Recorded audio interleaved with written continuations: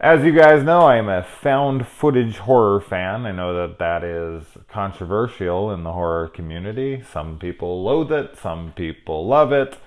I'm someone who really enjoys it when it's well done. Like any film, as long as it's well done, I will enjoy it. I've talked about found footage on here enough. I'm not going to continue to keep going over my feelings about it. But in addition to that, a subgenre within the subgenre of found footage is laptop horror. Laptop movies where they take place completely on a computer screen. We've gotten a couple this year, one being the amazing Searching. If you have not seen that movie, get on it. It is one of the better films of 2018. I was really, really blown away by it when I saw it in theater. Great thriller.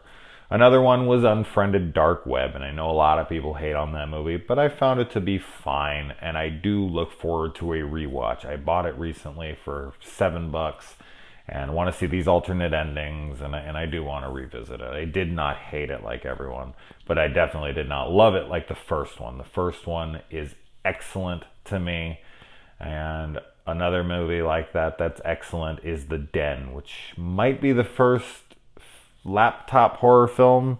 I'm not sure. There was another one, Open Windows, with Elijah Wood. I actually didn't care for that one, but anyway.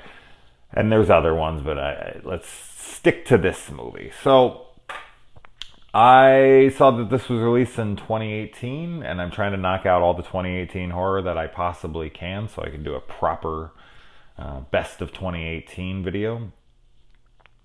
And when I saw it was laptop horror, I was like, "All right, man, I'm in." Then I went on IMDb. I saw it was a 3.1, and I was like, "Oh, I don't really dip below the fours on IMDb. I don't really care what people's ratings are. Like, I don't give a shit what IMDb says for the most part. But under a 4 is usually a good gauge. Under a 3, fucking forget about it. You are gonna be extremely hard pressed to find anything worth your time that is in the 2s. 3s are seldom. They're so few and far between that I usually don't bother. But because I like this kind of stuff so much, I was like, all right, a 3.1, fuck it, it's only $1.99 on Amazon, why not? So I threw it on, and I have to say, and this feels like a weird knock on the film, seeing especially how I just came off of a movie with the exact opposite issue. There's too much going on in this film too fast. I swear at the 30-minute mark, whereas it's an hour and a half movie, whereas most films at this length and this kind of premise would have had happen what had happened at 30 minutes have happened at an hour and 10. I was just blown away when I checked it because I was like, dude, how long has this movie been on? I feel like so much is already happening. And we're only, in the 30 minutes in. I was like, how is this film going to keep up with this? And not only that, what happens when you do that in situations like this is that you start to lose your audience because the suspension of disbelief has been taken too far. There's so many moments in this where you're like, why wouldn't they just leave? Why wouldn't they just shut off their computer? Why wouldn't they? And the filmmakers and your knowledge of film, watching it so much, you always have to just go, well, it's just a film, and you have to keep reminding yourself of that. But we can only take that so far.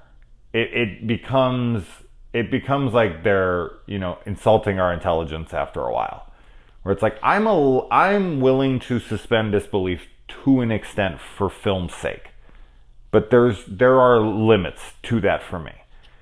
And there is so much going on in this film where 100% anyone would just shut the shit off and leave. And it just doesn't happen. And you're like, why? And it is so over the top. The whole fucking film. Now, I do want to commend them for going for it. Instead of just making some slow burn film with zero payoff. At least These guys gave you something, and they actually delivered on the goods. It's just too much goods, and unfortunately, the goods, a lot of them are bads. But I do like that they went for it.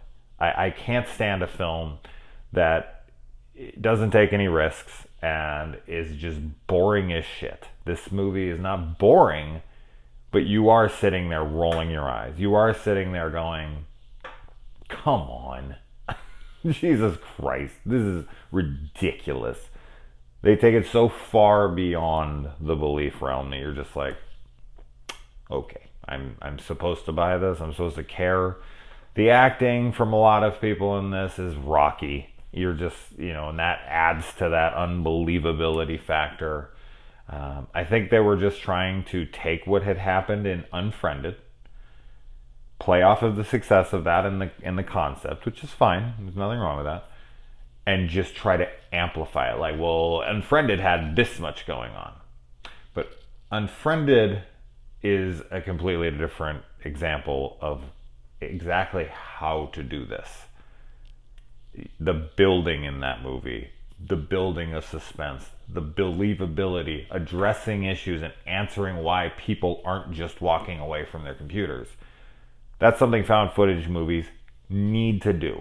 It's like all horror today has to eliminate cell phones. They always have to bring that up nowadays and be like, well, what is it? Why can't they just use their cell phones? Whatever.